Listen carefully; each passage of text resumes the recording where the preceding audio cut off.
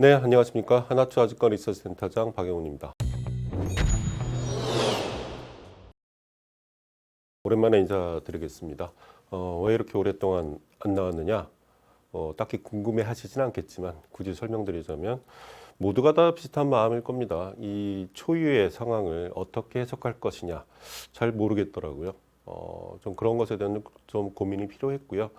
그러니까 지금 벌어지는 상황이 어떻게 될 거냐라고 얘기 드리기는 참 어렵습니다. 그런데 그럴수록 우리가 과거에 있었던 일을 한번 되짚어 볼 필요는 분명히 있겠다. 어쨌거나 전쟁은 지금 만 2년을 향해서 달려가고 있고요. 중동에서도 약간 전쟁까지는 아니지만은 물론 이제 그 이스라엘하고 팔레스타인 간의 전쟁을 제외하고 보면 산유국 내에서의 전쟁은 딱히 없는 상황이죠. 하지만은 홍해 쪽에서의 위기감은 계속 고조되고 있고 그런 상황임에도 불구하고 유가는 생각보다 움직이지 않고 있고 그리고 2년이라는 기간 동안에 러시아 우크라이나 전쟁이 결국에는 러시아의 가스 파이프라인이 유럽으로 향하는 것을 거의 중단시켰음에도 불구하고 왜 유럽의 가스 가격은 겨울임에도 불구하고 9불일까? 그 전쟁 직후에는 거의 이게 뭐 100불대를 넘어섰으니까요. 하여간 초유의 상황 그리고 한 번도 겪어보지 못한 일들 그리고 그런 것들에 대해서 어떻게든 해석과 정의 그리고 방향성 어떻게 될 것인가에 대한 말씀을 드리긴 참 어렵습니다만 그렇기 때문에 이제 과거부터 한번 되짚어 보자라는 말씀을 드리겠습니다. 일단 원유부터 생각해 보시면요. 지금까지 1970년도 이후 지금까지 공급 부족으로 인해서 유가가 올라갔었던 경우는 두 번 정도밖에 없었다라는 거죠. 그게 뭐냐면 1차 오일 쇼크죠. 73년도 1차 오일 쇼크는 이제 원유를 무기로 쓰겠다라고 하는 중동 의지 때문에 발생한 거고요. 그리고 두 번째가 이건 좀 컸었죠. 2차 오일 쇼크죠. 이건 79년도 이후부터 거의 한 80년도 중반까지 겪었었던 상황이었습니다. 이 당시 유가가 지금 가격 기준으로 보면은 거의 100불대까지도 올라갔었습니다. 자, 이렇게 두 번의 위기를 겪었었죠. 자, 그게 이제 실질적으로 물동량 감소를 많이 유발을 했습니다. 이 그림을 보시게 되면은 이 그림은 뭐냐면 1980년도부터 최근까지 글로벌 원유의 물동량 증감을 나타낸 그래프입니다. 80년대에는 말씀드린 것처럼 2차 오일 쇼크가 있었죠. 2차 오일 쇼크가 발생한 가장 큰 이유 중에 하나는 이란, 이라크 전쟁이 이 시기에 있었던 것이고요. 그래서 이 두 국가 간의 전쟁으로 78년도 일간 두 나라 합산 기준으로 790만 배럴이던 원유 생산량이 84년도에 327만 배럴대로 급감을 한 상황이죠. 그렇기 때문에 그림에서 보시는 것처럼 물동량이 거의 82년, 82년도에 10% 이상 줄어들었다. 원유 물동량이 줄어들었다는 얘기는 그만큼 판매를 덜 했다 또는 덜 샀다라고밖에 해석할 수 있는 부분인 거고요. 그래서 그 이후에 이렇게 그림을 쭉 보시게 되면은 크게 원유 물동량이 감소했던 적이 87년도 한 번 있었고요. 그 다음에 08년도, 09년도 이때 리만 사태. 그러니까 2000년 이후를 놓고 보면은 리만 사태 잠깐 있었고 그리고 20년대 코로나 사태를 제외하고 보면은 거의 없었다라고 하는 거거든요. 그러니까 공급 감소로 가격이 올라갔었던 적은 지난 수십 년간 딱 두 번밖에 없었다. 그게 1차 오일 쇼크 그리고 79년도부터 85년도까지 2차 오일 쇼크. 요거를 제외하고서는요.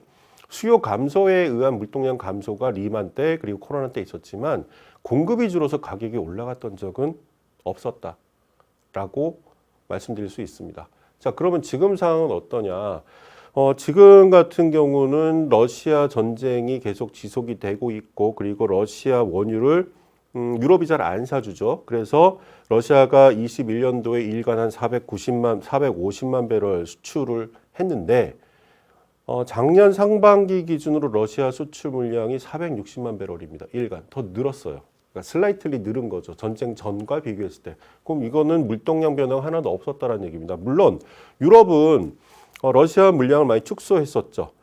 러시아 원유 수출량의 전쟁 전에 60%가 유럽으로 갔습니다만은 전쟁 이후에는 10%밖에 안 갔어요. 그럼 나머지 50이 어디로 갔느냐? 그 이제 중국, 인도로 간 거죠. 그러니까 물동량의 변화는 크게 지금 발생하고 있지 않아요. 지나고 놓고 보니까. 그리고 또 하나의 얘기를 들 수 있는 부분은 뭐냐면, 자, 이렇게 전쟁이 발생했음에도 유가가 세게 올라가지 않고 이러다 보니까 중동 입장, 오펙 입장에서 일단 감산을 실시했잖아요. 그런데 이 감산이 언제까지 지속이 될 거냐라고 하는 것도 퀘스천일 수밖에 없습니다. 그건 왜 그러냐면은 어쨌거나 지금 감산의 주도 세력은 당연히 사우디죠. 그런데 사우디의 원유 프로젝트를 보게 되면요. 25년도에 두 개 프로젝트가 가동이 됩니다. 원유. 이게 일간 55만 배럴을 증산시킬 수 있는 거고요. 26년도에는 일간 60만 배럴짜리 프로젝트가 가동에 들어갑니다. 자, 그러면 어쨌거나 사우디는 올해까지는 감산할 수 있겠지만 내년도는 신규 프로젝트들이 가동이 되면서 25, 26년도 이 두 해 동안에 추가적으로 한 115만 배럴의 신규 물량이 나오게 됩니다. 그러면 사우디는 감산을 지속한다라고 이야기할 수 없을 것이다라고 판단할 수밖에 없죠. 그리고 현재 오펙의 감산 물량이 500만 배럴이 좀 넘죠. 이건 뭐냐면은 스페어 캐퍼시티입니다. 언제든 돌아갈 수 있는 물량인 거죠. 그리고 경기도 미국을 제외해서는 그렇게 썩 경기도 좋다라고 얘기할 수 없는 상황이기 때문에 수요도 부진한 상황인 거고 스페어 캐퍼시티는 분명히 존재하고 그리고 증산을 할 수밖에 없는 시기가 내년부터는 사우디도 감산 모드에서 증산 모드로 바꿀 수밖에 없다. 왜? 신규 프로젝트들이 들어오기 때문에 이런 걸 감안하게 되면 전쟁 중이고 중동에서의 긴장이 고조가 되고 있기는 하나 물량 측면에서 봤을 때 더 줄어들 개연성은 없다. 즉 1차, 2차 오일 쇼크와 같이 공급 감소, 실질적인 공급 감소로 인해서 가격이 상승할 가능성은 그렇게 크지 않다라고 판단할 수밖에 없는 상황입니다. 물론 또 다른 변수가 생기면 제가 지금 말씀드리는 거는 지금까지 벌어진 상황을 놓고 봤을 때 가장 합리적으로 추론할 수 있는 결과인 거다라고 말씀드릴 수 있을 것 같습니다.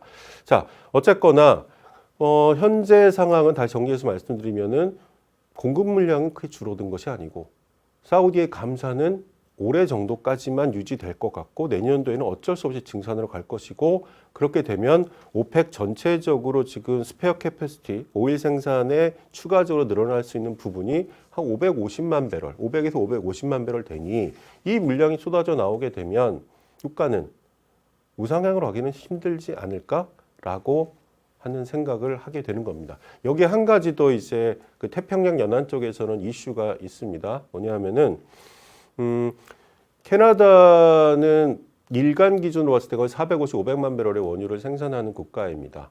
그리고 수출도 많이 합니다. 근데 수출도 350, 400만 배럴 일간은 수출하고 있죠. 근데 그 수출량의 100%가 어디로 가냐 하면은 전부 다 미국으로 향합니다.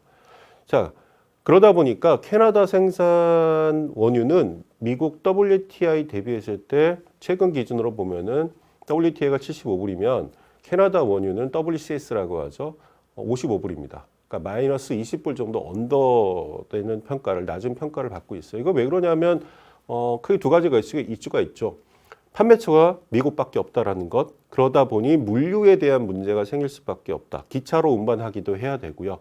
그리고 판매처가 미국밖에 없다 보니까 수출처가 그 판매자 입장에서 이제 의뢰 입장에 처하게 되는 상황도 요 가격 산정에 들어가 있다. 일단 물류비가 가장 큽니다. 기차로도 운반하고 그렇게 해야 되니까요. 그래서 캐나다 같은 경우가 이제 한 10년 전부터 야, 우리 이러면 안 되겠다. 자, 그러면 현재 캐나다에서 원유가 생산되는 지역이 캐나다 중부 알버타주인데요. 거기서부터 캐나다 서부죠. 브리티시 콜럼비아 주까지 파이프라인을 공사를 시작을 했습니다. 한 5, 6년 전부터요. 그게 올해 상반기에 드디어 공사가 마무리됩니다. 이게 파이프라인 길이가 1147km인데요. 기존 파이프라인이 있었습니다. 서부에도 큰 도시들이 있으니까 그게 30만 배럴짜리를 운송하던 원유 파이프라인. 근데 요거는 대부분 캐나다 서부나 아니면은 미국 서부 지역에서 쓰던 원유고요. 요번에 신규로 들어가는 라인은 일간 기준 59만 배럴짜리 파이프라인이 들어가게 됩니다. 그럼 이것의 용도는 뭐냐? 아시아로의 수출입니다. 그러면 동북아시아 국가들, 한국, 일본, 중국 입장에서는 기존에 미국 원유를 사오게 되면요. 파나마 운하를 통과하거나 아니면 저 칠레 밑단에서 이렇게 돌아왔어야 됐어요. 운송기간이 상당히 많이 길고 결국엔 이게 다 비용입니다. 그런데 캐나다 브리티시 콜럼비아주에서 한국까지 오게 되면은 대략 보름 내외 정도면은 도착하거든요. 운송비도 많이 들지 않아요. 다른 지역에서 오는 것보다 절반 정도 들겠죠. 그리고 무엇보다 캐나다 원유는 현재 가격 기준 다른 원유보다 가격이 쌉니다. 설령 물류비가 좀 오른다 하더라도 가격 경쟁력이 충분히 있고요. 그러면 캐나다 원유가 아시아로 일정 부분 들어오게 되면 미국은 약간 이때부터는 애매한 입장에 처하게 돼요. 왜? 안정적으로 공급받던 캐나다 원유에 대체제가 필요하거든요. 그러면 과거에 캐나다가 2000년 이후에 원유 생산이 증가하면서 누구의 역할을 대체했느냐? 베네수엘라의 역할을 대체를 했습니다. 캐나다 원유와 베네수엘라 원유는 성상이 비슷합니다. 그러다 보니까 과거에는 베네수엘라가 미국의 헤비 크루드의 주요 공급처였다가 캐나다에서 원유가 많이 나오고 베네수엘라 제재 들어가고 하다 보니 베네수엘라 원유를 훅 끊어버리고 캐나다 원유만 많이 사오게 된 거죠. 그런데 캐나다가 이제 역외로 물량을 빼버리게 되면 미국 입장에서는 대안이 분명히 필요합니다. 그래서 작년 말부터 심심찮게 데이터가 잡히는 것이 베네수엘라로부터 들어오는 원유 수입량이 조금씩 발생하고 있어요. 뭐 아직 큰 규모는 아닙니다만은 제재도 마찬가지로 풀어주고 있죠. 그런데 아시다시피 베네수엘라는 세계 최대의 원유 매장국입니다. 물론 제재로 인해서 설비나 이런 것들이 노후화되고 제대로 가동되지 못하는 부분도 있긴 합니다만 미국 입장에서는 캐나다가 일정 부분 빠져버리게 되면 텍사스에서 리파이너리들이 대부분 있는데 싼 캐나다 원유를 쓰다가 비싼 원유를 투입을 하게 되면 가격이 올라가게 되겠죠. 가솔린 가격이 올라가게 됩니다.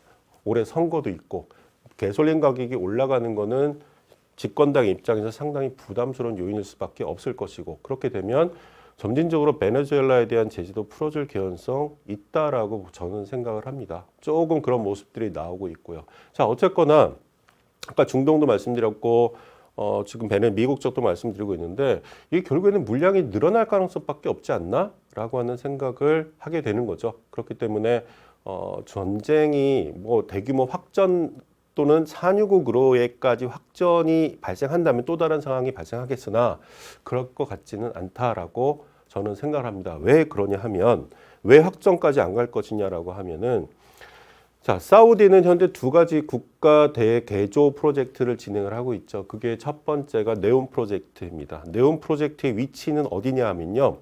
지금 현재 예멘이 분란을 일으키고 있는 지역이 홍해 남쪽이죠. 그런데 사우디의 네온 프로젝트의 도시의 위치는 홍해 북쪽입니다.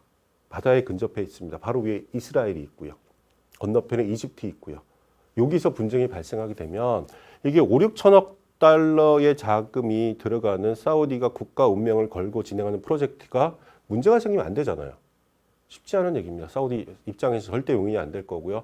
두 번째로 자피라 프로젝트라는 게 있습니다. 이건 어디서 건설이 이루어지냐? 이게 1,500억 달러짜리 프로젝트입니다. 두 개 합치면은 거의 6,500, 7천억 달러의 자금이 들어가는 프로젝트인데 자피라 프로젝트는 사우디 동쪽에서 진행을 합니다. 호르무즈 해협 안쪽인 거죠. 전쟁, 확전, 사우디가 좋아할 수가 없습니다.